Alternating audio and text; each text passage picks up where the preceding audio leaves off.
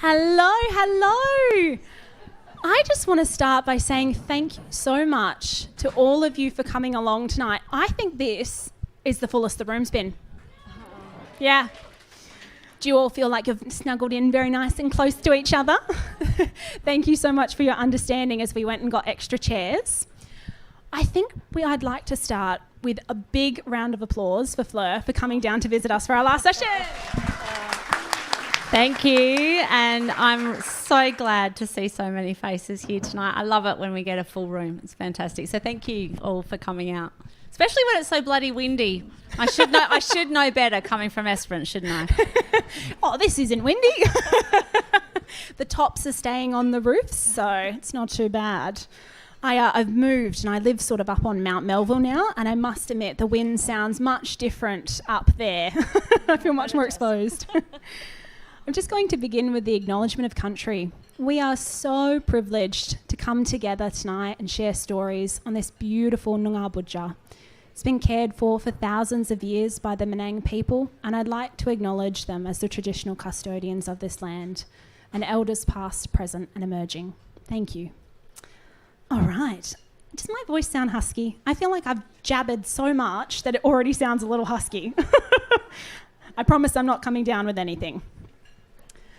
So, Fleur. That sounds ominous. So, Fleur. Da, da, da, da. I need a little keyboard up here. Brock, do you reckon we can make that happen? So we always like to begin with finding out a little bit about our authors when they were young and what their relationship was to reading. Well, my relationship with... It's the longest relationship I've ever had, is reading. Yep. Amen. So I grew up in a household that... I grew up with a nana that used to tell me stories, so I had to use my imagination. So she used to talk to me about this kid called Spindles who had ginger-coloured hair and freckles, and his pet goanna was a parenti. And parentis, I don't know if any of you know, and I can't see you out there with the light, so I can't tell if you're saying yes or no, but they're massive big goannas that are sort of up around Alice Springs and to sort of in the arid areas. And Spindles, at the certain time when he was walking down the Todd River out of Alice, Spindles would climb onto his back, and this parenti, Joe, his name was, would sprout wings. And then they would get to explore all of the lands beyond, and they would, when they came back down, it was always 40 degrees, because I grew up in the Flinders Ranges in South Australia, so it was always hot there too. And his job list would mirror mine, funnily enough. I was always sent to do these jobs that Spindles had to do. And then I used to write a lot as well when I was a kid. I went to boarding school, which I hated, and I was a big reader of Enid Blyton. And I bet you every author you've had here had Enid Blyton as one of their favourite authors. Anyway, I was horrified when I got to boarding school and I found that there was no ginger beer and there was no fruitcake and there was no midnight feasts. So I plagiarised Enid Blyton. And because I felt that the real truth needed to come out about boarding school. So I did that. And as I got a little bit older, there's a bit of lovesick teenage poetry thrown in there. And then I sort of left school and I went to work on farms because I'm a farmer. And it was much cooler to be at the pub than what it was to be sitting in front of your typewriter. And I'm old enough to remember a typewriter. So reading has just come from that. I don't have any qualifications to write or anything. I just think I've read so much as a kid that I subconsciously knew how to structure a book. Enid Blyton, Trixie Belden, the Hardy Boys, Secret Seven, love of mysteries, yeah. Absolutely.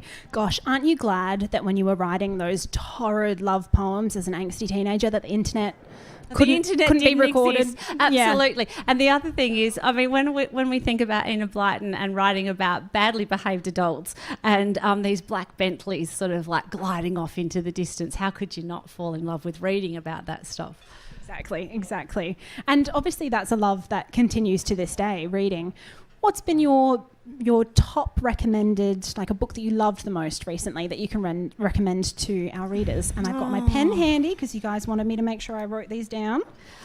Well, this is going to sound very odd coming from a crime reader because so I lived with domestic violence for 20 years and I don't believe in love and romance. So just be very well assured I'm never going to write love or romance. I think it's a load of shit. However, what I will recommend is Michael Thompson. So he has written How to Be Remembered and All Those Perfect Days or Those Perfect Days or something similar. He's got 2 books out.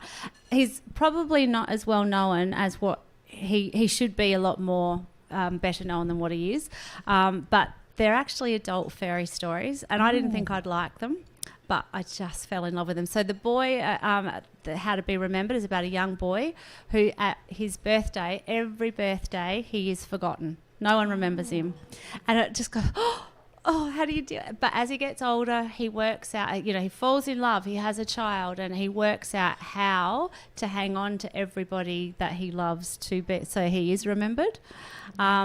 And Those Perfect Days is just a bit of about a doctor who suddenly starts getting these flashes in his mind about how many days his patients have got left and how he deals with that. Yeah, but it sounds really heavy, but it's not. They're just good stories. Yeah, beautiful. But I've also just finished listening to Chris Hammer because I listen rather than read a lot because I travel.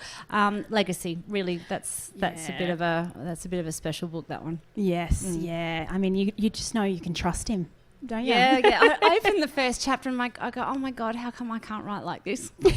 Yes. So you're a big fan of audiobooks. Yeah. Do you ever find that you have to go, no, this was one that I'm going to read. I'm not sure I can listen to that narrator. So I sometimes have that. I have an audiobook pile and, proverbial pile and a physical reading pile. Yeah, no, I haven't had that happen except if the narrator is terrible and I can put my favourite author down and not listen to it if the narrator is not good. Yeah. Because the narrator makes the book, doesn't it? Yeah. So, but what I do is if I love a book that I have listened to, I will always go and buy it and I'll keep it on my shelf and I go, I'm going to go and read that again. And then I never do. But yeah, that's what I'll do. But you've got the visual there. You feel the joy of that story every time you lay eyes on it. And if I ever have 5 minutes that I haven't got a to be read pile that's looking like this, then I will go and find that book and I will read it. If that ever happens. That's a very big if. Now, I've not done my research well enough. I presume your books have been turned into audiobooks. Yep, they're all audio. So when I was... I can't remember who narrates the contemporary Dave Burrows series. Jo Van Ees did some. I don't know if she still did them up to the end. I can't remember. But there was this guy called Lani Tapu who was narrating the Young Detective Dave series. And oh my God, I could have sat and listened to him read the telephone book. He was like this really gravelly crime voice. It was fabulous. And I can't remember who's read these 2 books. She's new. Her first name's Taylor. So she's new as a voiceover artist, which was really cool to be able to give her a bit of a leg up. Yeah, exactly, an opportunity. Do you get sent samples of different people reading them?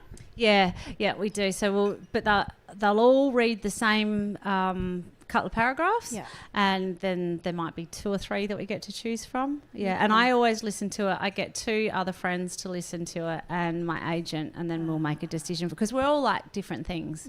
So and it's so important. As I said before, the narrator is so important. I don't think we've quite got this girl nailed, but there's new things, we can talk to her about things and ask her to do things differently. Especially when I found in the prospect she was pronouncing Leonora wrong. It was Lenora. I was like, no. We have to fix that. Yeah. Would you ever consider narrating your own books? Oh my God, my voice is terrible. Why would I put you all through that? No. But we love hearing the author read.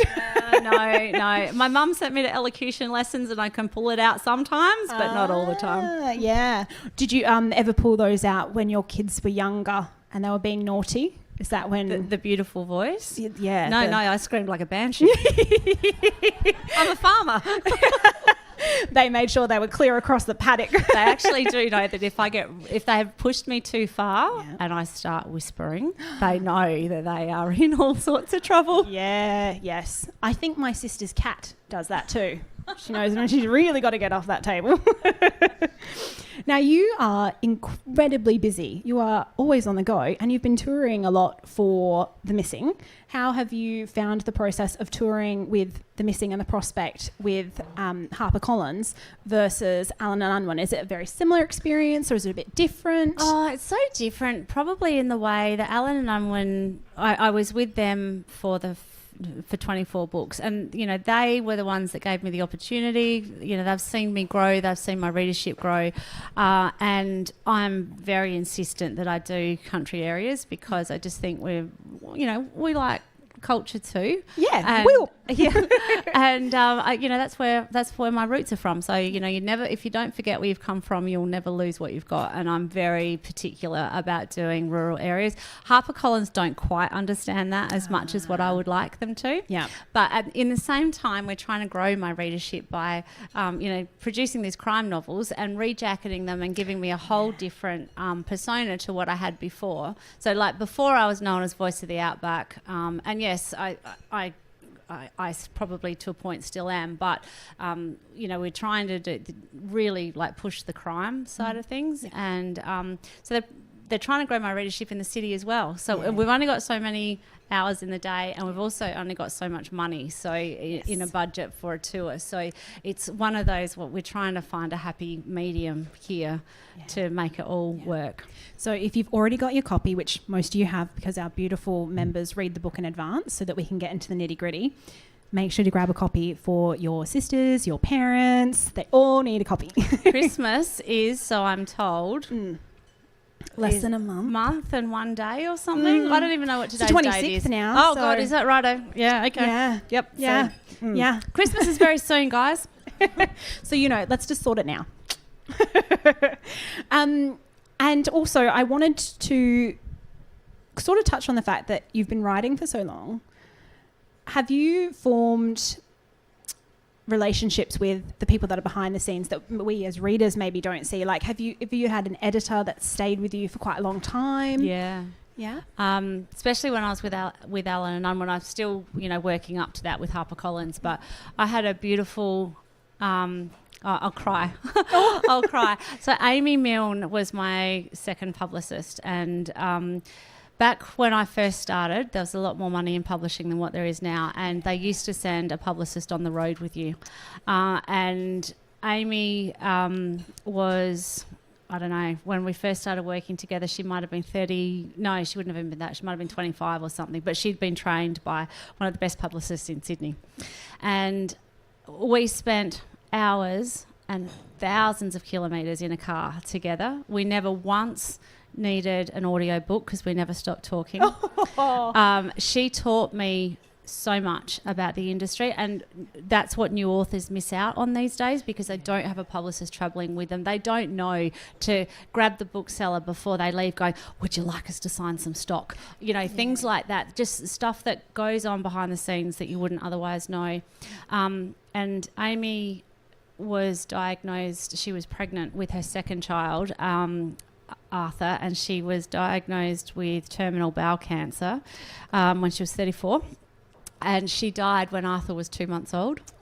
And I went to Sydney for her funeral, and I miss her insanely. I've still got a photo of her on my desk. And the other editor that I worked with was Sarah Bennett for a really, really long time. I think we did about 8 books together. And she got breast cancer after she'd retired, and I lost her too. So, yeah, publishing isn't actually like this. There are still lots of live people in it. But, yeah, I miss those two desperately, and they had a huge amount to do with where I am today. And I think if both of them had still been at Allen and Unwin, I may not have left. Yeah. Is there any single piece of advice that you learnt from either of them that you would give to emerging authors now? Publicity-wise, always grab the bookseller and make sure you sign stock before you go, because supposedly they tell you that if the book is signed, the bookseller can't return it, which isn't quite right, but it's still a good thing. I think a signature is still worth something. And when you're promoting your book, I haven't done it tonight, but wear a shirt that the cover pops out from, so like a white shirt or a black shirt or something, so where the cover pops out from it. This is all Amy's tips. And there will always be a word in your book that you've used like literally no less than 500 times. And it might be that, it might be just, it's one of those joining words. And when you find it, you'll just go, oh my gosh, how did I do that? And Sarah said to me, just put that word in and watch your page light up and then go and edit it that way. Yeah. Oh, that's so brilliant. All these things that you don't notice that you're doing. Yeah. Oh. And there we go. You heard it here first, guys. Add that to the tips and tricks that we've learnt this year. And I'd like to find out a little bit, because you do a lot of touring. What is the process? And you write so many books. You are so driven. You are always got a project on the go, I imagine. Yeah. How do you write? Like, do you need to have certain rituals in place where you're always sort of in the same routine, or do you just get it done when it needs to get done? There is nothing more lethal than a routine. Yeah. That's how I look at things, because you get lured into this false sense of security, I think. So the only thing that I do that is every day is I go to the gym every day. And I've got a border collie called Shadow, who desperately needs walking as many times a day as what I can walk her. And so, a lot of fitness, because also when you're sitting at the computer all the time, and when you do it for as often as what I have done it, your back seizes up and you suddenly start to get all these back problems. So, and I've had spinal surgery, I don't know, 5 or 6 years ago. So, I move. That is my non-negotiable. But yeah, I just write anywhere. I've been known to pull up on the side of the road if I had an idea, and just bash it out until I've got it down enough that I won't forget it. I've got a gum tree at the back of my house that I write under. When I was still living on the farm, which I don't live on the farm anymore, but when I I would always take a manuscript on the chaser bin with me. I would write while I was shifting sheep. Sometimes I would write longhand, and when my daughter was little and I could manipulate her, or pay her to do things, she would then transpose and put that onto a document for me. What was the going rate? Oh, money. Just money. It didn't matter how much because she didn't have any. Yeah. Wasn't that good? Wasn't that nice when she could do that? Funnily enough, she doesn't do it anymore. Yeah. You're like, come on, 20 cents an hour, 20 cents a page. Yeah, she's 25. She knows exactly what the going hourly rate is. Yeah. So you have written, as we've said, if anyone doesn't know, we've got a lot of backlists that you can work through. Now, Detective Dave is a character that you've spent a lot of time with. I tried to sort of do some research and find out. Was it 17 books? I think that was... I'm not very good with maths. I reckon it might have been 22. Oh, I reckon I'm there terrible was at maths. probably only 2 books out of the 24 that I did with ANU that didn't have him in them. Yeah. Okay. Yeah. Yeah. Was it bittersweet working with new characters in The Prospect and The Witness? Actually, it was that one yet. it was really freeing. Yeah. It was really freeing because Dave and I had been together since 2007 when I first started writing Red Dust. Yeah. And we've grown together. He got a divorce about the same time as I did. There was lots of mirroring in what was going on in his world to what was going on in mine. But I think we had got to a point where I was really worried about boring you guys as readers, and I didn't want to do that. David, he lives in this little town called Barker in the Flinders Ranges for the contemporary fiction books, and that was just turning into the new Midsummer. And I was really concerned that people were going to start getting bored. They might... it was very hard to keep it new and fresh. And there's also only so many ways you can describe the landscape, and I am very much a descriptive writer. So I was sort of running out of things to talk about and things to do, and it was really time. And to have a creative reset and start something so new and so fresh, I had to get rid of him. I did promise, because I know that he is a very much loved character for a lot of my rusted on readers, so much so that one day when I was in Victoria, I think it was, we're doing an event over there, and 2 things happened in this event. One, I was asked, who should play Dave if ever there was a movie. Yes. And I don't watch TV very much, so I had no idea. So there was all these ideas coming in, and one of them was it's a triplet.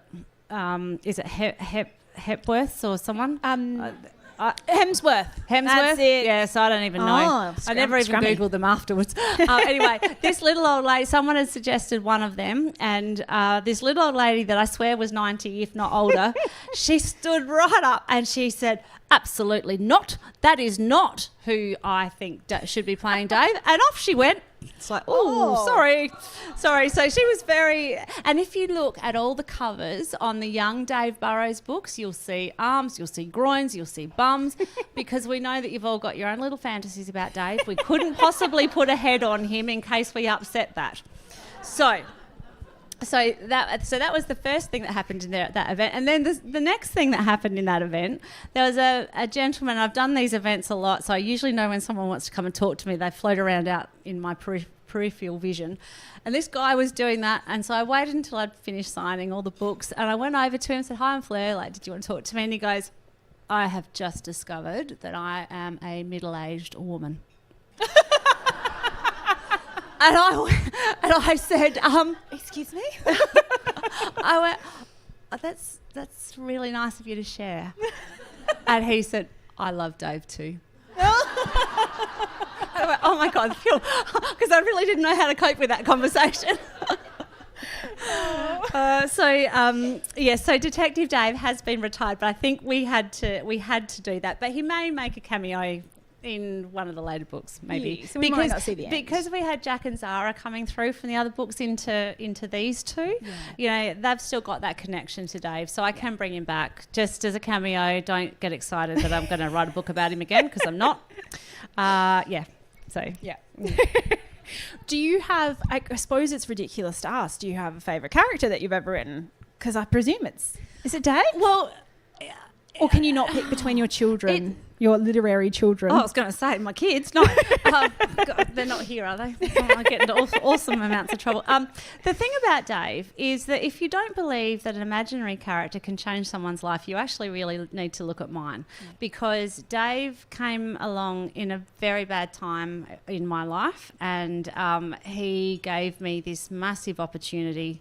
It's really weird to talk about a character that like is real, but that's actually what happened is that he gave me this opportunity where readers grabbed hold of him and they loved him, and my book sold, and it gave me the opportunity to pay my mortgage and look after my kids after I got divorced. So I'm always very grateful for that, and I do love Dave. But if anyone hasn't read The Prospect, my favourite character just of recent times is Ted. If you haven't read The Prospect, please read it and read Ted, because she is just a ripper. Yeah. Excellent. What about least favourite? Either because they were really difficult to write, or maybe they were just the scummiest of dirtbags. Ooh. Do you know, I can't remember half the storylines of the previous books. To be fair, it's going back a ways. Yeah, I was going to say Bulldust, who was Dave's nemesis, but, you know, he was nasty and bad and loved to murder people, but he wasn't hard to write. Yeah. So I don't know that he was my least favourite, but anyway, I'm not, no one jumps to mind. Yeah. Yeah. Do you ever have, that's who I've got. We had Dervla here as well earlier in the year, and she had just a villain who was so fun to hate. And she sort of said, have you ever had, that person who's just like appallingly rude to you at like, the supermarket or things like that? She was like, I kind of model my baddies off of like, what I imagine these people are like, who are just... Do you ever sort of have those moments of inspiration from real life, or not? Do you know, so much? I reckon basing a character on someone is the best way to lose friends and get sued. And I'll tell you why, because in my second novel, Blue Skies, I wrote about this Ponce. He was a Ponce. His name in the character's name was Adrian, and he was a real Ponce. And we were preg testing out the farm one day, and the vet had his arm right up the cow's bum, as you do when you're preg testing. And he said, just finished reading Blue Skies. Great read. Adrian, he reminds me of, and I went, oh, never again. Because What makes you say that? Because it was a person from the community that I was from, and I now have a business relationship with this person. So never again. I haven't, unless I've sort of spoken to them. I think it was in,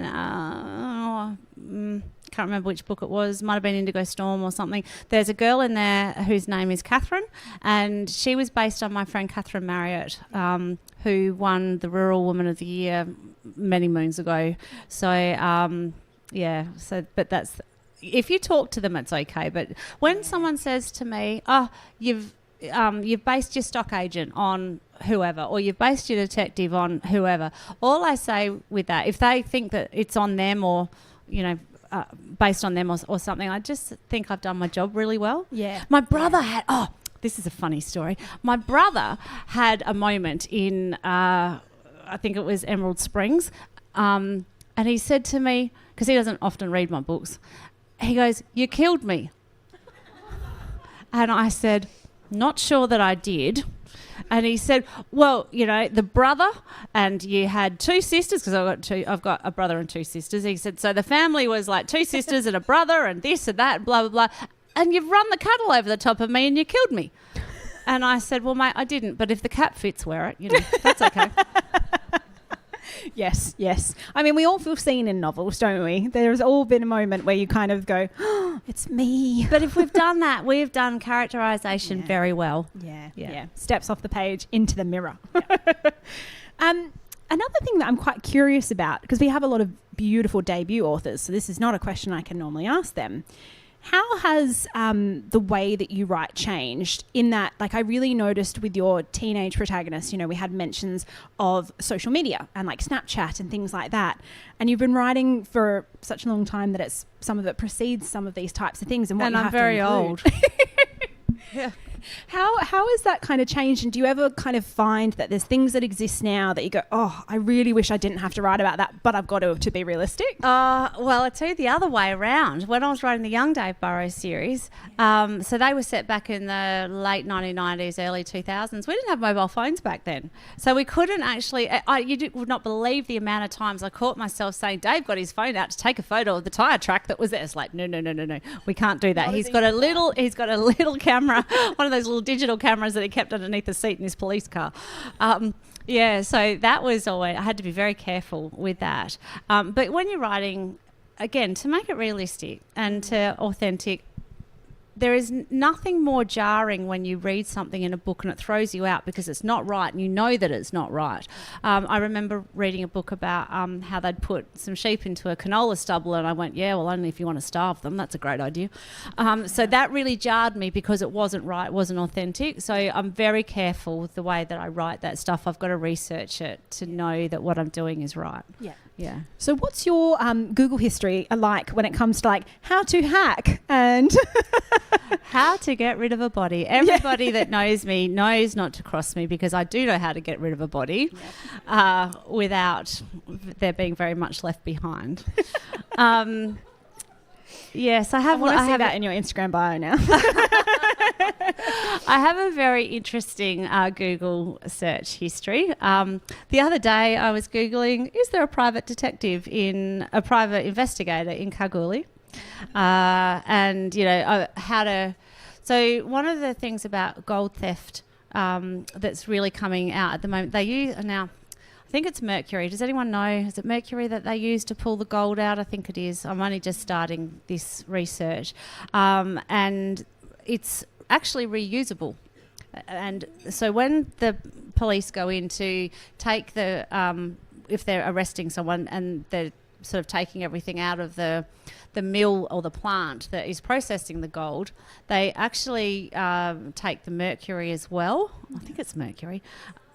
No, that's used, but it's not that one because this is reusable. So I'm pretty sure it's mercury. Yeah, okay. Yep. So they actually confiscate that as well. So it can't be reused because it's the most renewable part of actually gold, the way that they do it now. So of getting the gold out of the dirt. So where was that question going? I've forgotten. Research. And research. your Google history and... Google history, yes. Yeah. So the Mercury's thing. But if we go away onto another part of research, I stay in Kalgoorlie quite a lot to sort of get the atmosphere of the town. Has anyone actually been prospecting? And I can't tell. No? So prospecting, I swear, is such an interesting thing. So it's a bit like you put your headphones on and you go like this out in the bush and your headphones go beep, beep, and then when you find something, it goes beep, beep, beep, beep, beep, beep. And it's the most boring thing I've ever done because it reminds me of vacuuming. I really don't think the dirt needs vacuuming. So anyway, I was talking to a guy up there. So the Tats Bar in Kalgoorlie, 7 o'clock on a Friday night, they have a great meat raffle. And so I was talking to some of the prospectors up there and this guy said to me, look, I can't tell you very much because everyone's a closed book. They're just really closed book. Can't tell you very much. But I'll tell you a story about this one particular thing. He was out prospecting and he got very excited because he got great noise in his headphones, and he dug down and he found, it was very disappointing, he found a cigarette packet. Oh. It was the gold lining that set it off. And that would have been just fine if that's all he'd found, but the cigarette was in someone's pocket. The cigarette box was in someone's pocket. And everyone minds their own business in Kalgoorlie until it's not theirs to mind. So he just covered it up and went on his way. Oh, wow. And then tried to tell me it wasn't his story, which You're wasn't. Sure. Oh my goodness. So as far as everyone minding their own business, that is 100% true from the book. Yeah. Yep. So is it kind of unrealistic that Smurf would have actually called the police, do you think? Well, I think in that way, Smurf is a different character. I think he would have always called the police just because of his background, and because he didn't want to. He'd seen so much death and destruction that he didn't want to see any more death. Yeah. So I think he was coming from it from a different angle. Yeah. Now, I actually have a question connected to Smurf, which I'm going to jump ahead to if that's okay. So for those who don't know, Smurf he's a bit of a recluse, isn't he?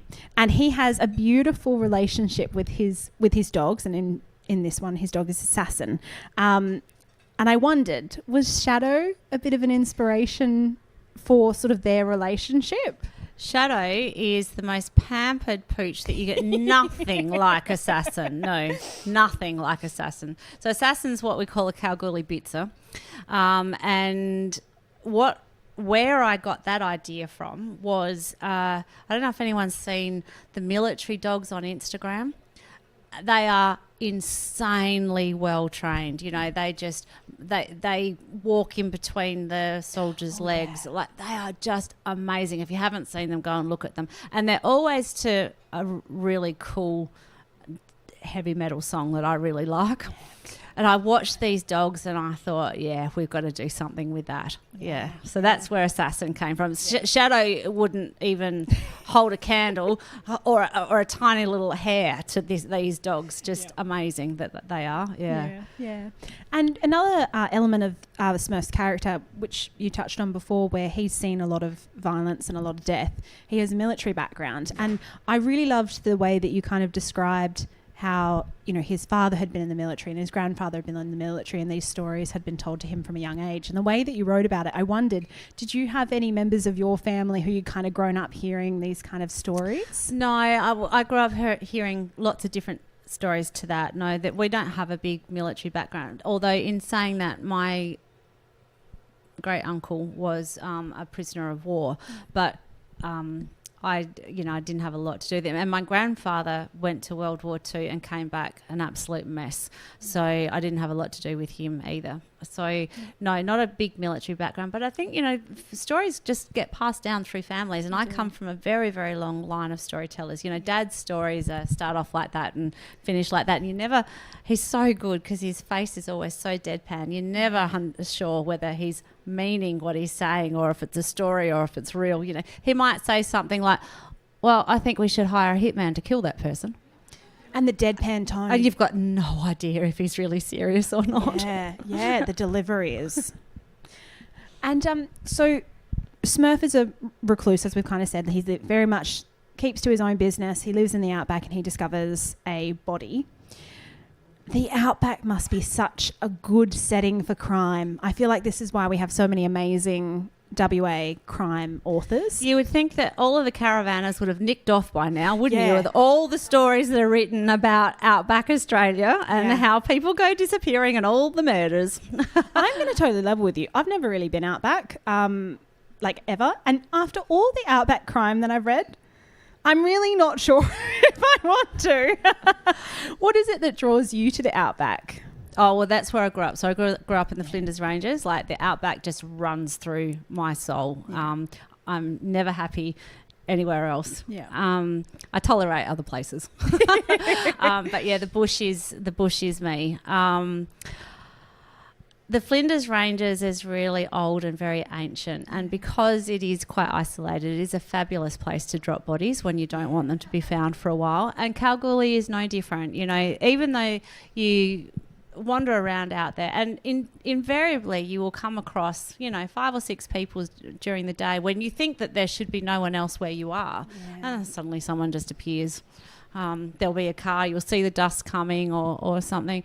So it's never quite as isolated as what you think it is, but there is so much scope for crime out there. Yeah. You hear of some stories that happen and you just go, how do you get away with that? But the thing is that they haven't, because you've just heard about it. Yes. Yeah. Yeah. They mightn't have been caught by the police, but it certainly gets back. People know. Yeah. They just don't tell. Yeah. And one of the things that you also touch on that kind of connects with that is the number of people who disappear every day in Australia. You had some statistics around that. I hope you're not going to ask me to remember those No, stats now. no. We're not numbers people here. Any reader that I know's native language is not numbers. Yeah. Mine especially. Yeah. In that time, in that year.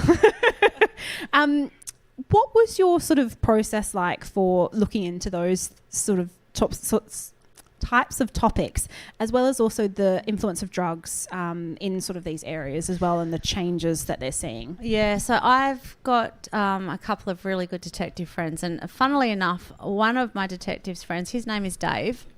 He is real this time. He is not my imaginary friend.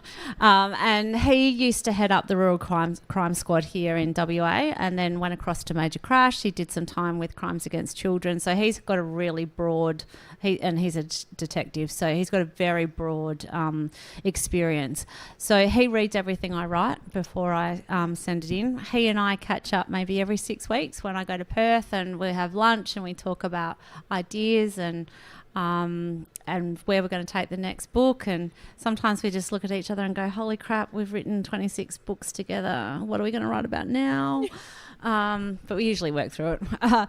And the guys in the Gold Squad are fantastic as well, which is another reason the fellas in Kalgoorlie won't talk to me, because the detectives in the Gold Squad will talk to me.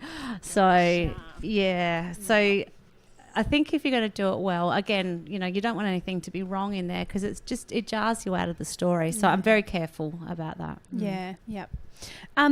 So next thing I want to touch on is you have different character perspectives that narrate the story, and we move around in time a little bit, as in we've got 2 weeks before, that kind of thing. When you're writing the novel, do you write all of one person's voice and all of one timeline, or do you move around as you write? Are you kind of writing as the chapters are presented in the final version? This is so uncharacteristically not me, but I start at the beginning and I go all the way through the end. Yeah. I'm usually all over the place in the rest of my life, but sometimes what happens is I write something and I don't know how I know, but I just know that what I've written doesn't fit where it is. So then I go back up above it and I'll write, and then suddenly it just clicks and I go, yeah, okay, cool. I've just got myself another free 2,000 words. So now I can go under here and start from the end of that chapter that didn't fit. So it's a bit like putting a jigsaw puzzle together. Yes, But mostly I don't plan. I don't. So Jane Harper is incredible because she plans her books out to within, an nth degree. Some of her chapter summaries are 2,000 words.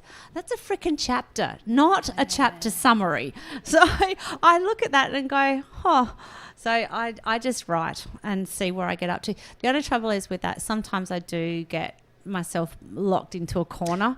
And then I ring up Dave and I get him to read it and we'll work through it. Or I take Shadow for a walk. And the other thing that I do is I journal a lot. I journal about the story and what I'm writing. And if it doesn't work, I can write about that. And it's a bit like having a conversation with yourself when there's no one else to have a conversation with, which sounds very strange.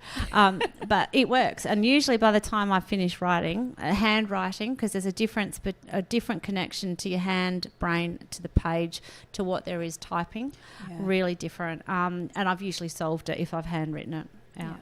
Yeah. So you initially type straight out. Do you ever kind of, start out, go, yep, okay, I've written 10,000 words, and go, no, not ready for this one yet. This is not going anywhere. Do you have I do not have time to do that. No. I do not have time to do that. I'm on a 6-month cycle. But what we do, and we did this in The Missing, the publishers didn't like, there was a strand in this story that had to do with China and Russia and gold. So China and Russia can manipulate the gold price by causing some world unrest, and the gold price goes through the roof. And I don't know if any of you know where the gold price is at the moment, but it's over 6,000. Yeah, it's really, really expensive. It's the highest it's been ever, I think. And so if they do that, then they will sell off gold, and then they can replenish their supplies or do whatever they do with that money that they make from the gold. There is no laws in Australia, none, that says that we or watches what gold we take out of Australia. So a mule can take out, say, $1 million worth of gold. It's heavy as hell, but you can still do it, and you will not get picked up. So the thread that I wanted in this book was that thread. And the missing kids were going to be the mules, and they would take the gold to China or to Russia, and then they wouldn't come back again. So that's why they needed to be replaced, and they would keep taking the kids. And the publishers didn't like that. So I deleted 30,000 words in that book. Yep. And wrote 50,000. Yeah, so that's probably been the most traumatic rewrite I've ever done. It's a big darling to kill. Yes, it was. It was, but we got there. We got there. Yeah. So you said that it's like a 6-month sort of timeline that you've got to work with. Yeah. How is that broken up? Like, is it 6 months to write, or 6 months to write, everything, edit, finish everything? Now, I'm never very good at explaining this. I feel like I need to draw myself a circle. So my deadline for is, say we'll go for the 1st of February. That book will come out in November. So February 26 is when my next book is due, which I haven't started writing yet because I'm still editing The Witness. And that book will be published in November, so now. And the April book, the deadline for that is the 1st of June. And so in all of that, so that's from the deadline through to publication. So in all of that, we've got to do like about 4 or 5 edits. And then it's got to be in the warehouse about 6 weeks before the due date. So it's got to go to print like a month or so. So we really only have probably 3.5 months to do all of that. And then, we start again. Yeah. Yeah. And has that timeline always been the same, or is that formed over time where it's come to this kind of... No, it's pretty much been the same. HarperCollins have just got different dates, whereas Allen and Unwin their deadlines felt a whole lot more manageable. I've worked a lot harder since I went across to HarperCollins. That bit I do know, which actually wasn't the intention, but but I wanted to get better, and I want every book has to be better. Yeah. So the deadlines are different at ANU to what they are at Harper, and Harper's are a bit closer together. Yeah. Okay. And your covers, because I love the new covers that Harper have done, and I've noticed a little Easter egg that the prospect The Witness, The Missing, and then I googled the cover of The Witness. Have you seen that? It's online. It's on their website. Don't do that, sorry, ladies and gents. Don't do that. Please do not do that, because it hasn't been. We're not. It's it's really interesting, because I found it online the other day as well, and I'm going, oh, what's it doing? Because we haven't done our big reveal. But can I just tell you? It is a stunning really gorgeous. cover. Yes. You're all going to go and look at it now, aren't you?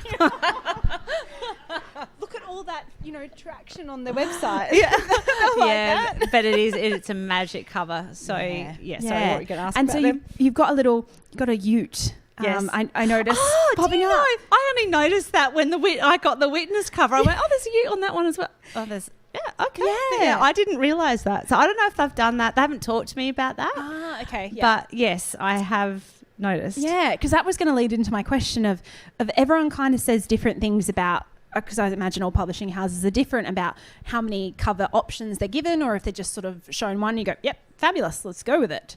What's it like at Harper? Yeah, so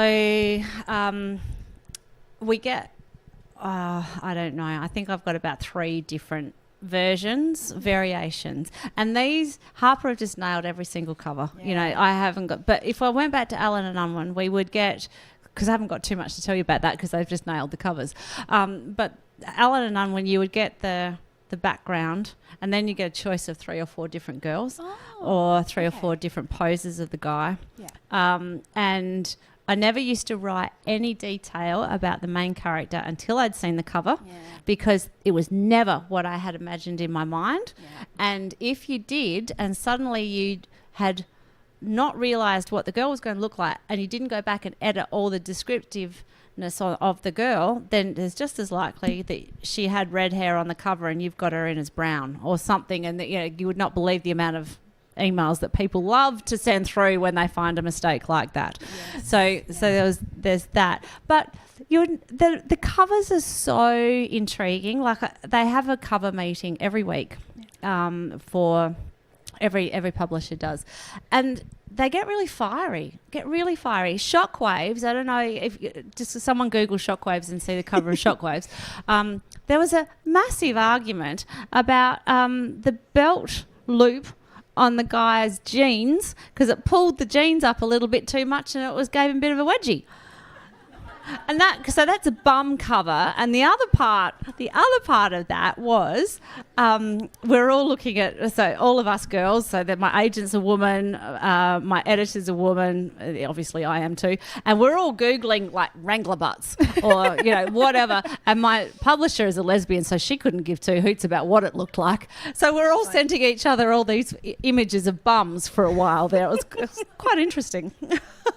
Didn't know that there were so many types. Now I'm just imagining, and I don't want that to be spoilt by real life, like them probably using professional names for their folders, but I'm just imagining now like a folder in someone's hard drive that's bum covers. And all the iterations of the various poses. Yes. And I think we did use the same guy once or twice on, twice I think it was, on one of the covers, just from different poses. So you would get those different poses, you would make a choice about them, and then you'd go back and say, well, this is what I want, and then they'd put it together. But those covers I don't believe did me a whole heap of favours, when people just would say that I was writing romance and I wasn't, and so therefore there was a lot of people that wouldn't read them. And the amount of people that would tell me that when I went on tour. And difficult if that's sort of all you're being presented with as well. At what point do the covers come into it in your writing process? Is that right at the end after you've already... No. I saw the Witness cover, I don't know, maybe 2 months ago, and I hadn't finished writing it. That's interesting. So, my next one, completely unrelated to covers, but...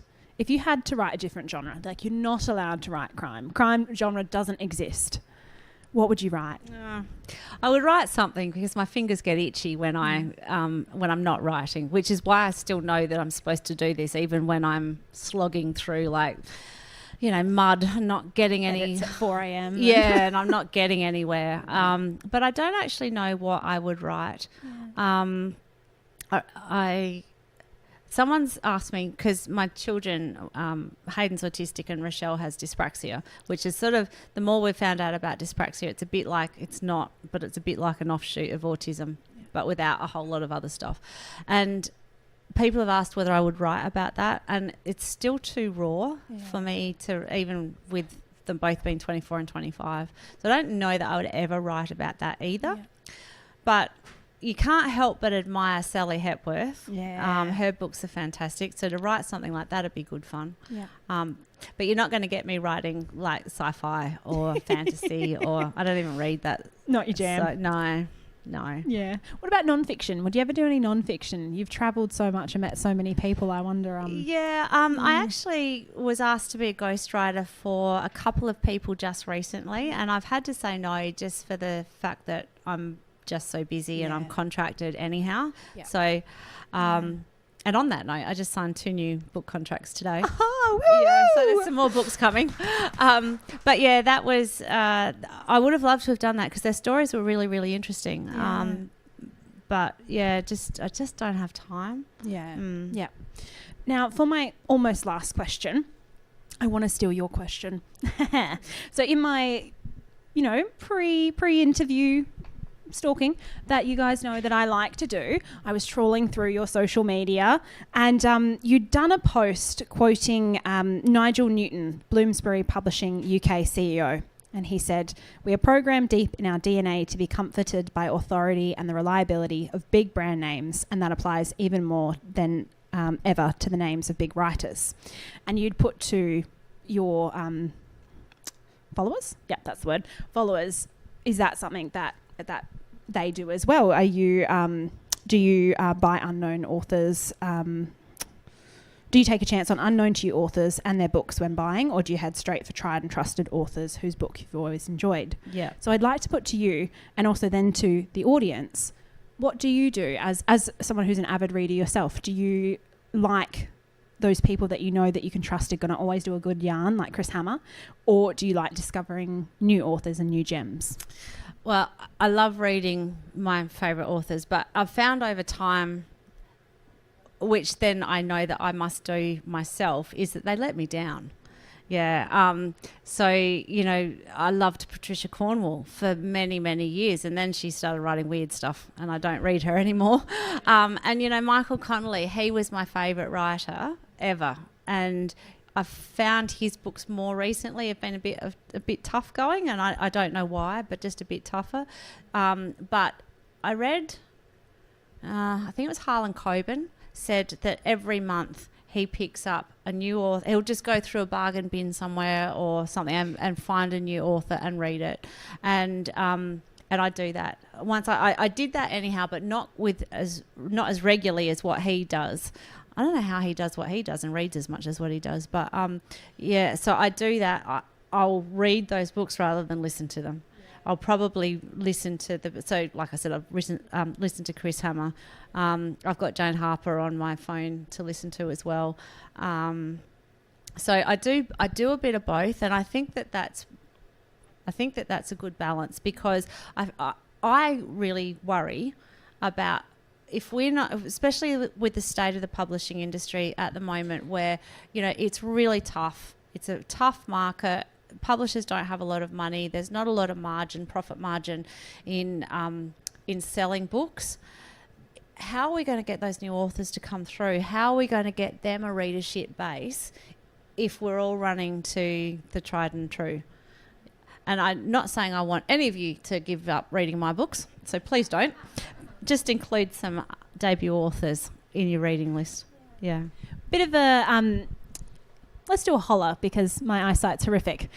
So for the first question, just sort of give like an eye or a yeah or something. Thank you, Brock, legend. Do you prefer to read tried and true authors? Yeah? New authors? Mix. Yay, perfect. Yeah, that's great. That's what I like to hear. I always love finding a new author and then like leapfrogging, like you start with a tried and true author, then they recommend someone. Yes. And then you go to that one and you try that, and then you find someone comes up as if you like this, you would also like this, or one of your booksellers in your local bookstore or library recommends something for you, and then you kind of just keep discovering. I really love doing that. Yeah, and so often you find an author that you fall in love with, and you go back and read their whole back catalogue, and they mightn't be very well known, but who's read Gary Disher? Yeah, so not a lot of you. Now, Gary Disher, I believe, is the most underrated Australian crime writer that we have. He is brilliant, and yet he is not very well known. He's beginning to get better known, but yeah, he's someone that if you love crime, you should read him. Perfect. And we do stock him at Paperbark, so there must be some fans in Albany, so because I know the name. So we're going to wrap it up, guys, with... I know you said you didn't love the sound of your voice, but would you be willing to read a passage out? Oh. Yeah? Is that okay? Yeah. All good if not? Oh, my questions got lost, guys. They got lost in the email ether. Have you got a particular passage you want me to read? Ooh, good thing I brought my glasses. Does anyone have anything particular they'd like to read? No. So hard with these ones because I never know really where to start. Let's do a show of hands. How many have read the book? Because we'll do one near the start. Oh, that's a lot of hands. Okay, so we're pretty safe forever. I'm going to have a look at my very tab. Just wondering what the first chapter is because I can't remember. I've written another book since this book came out.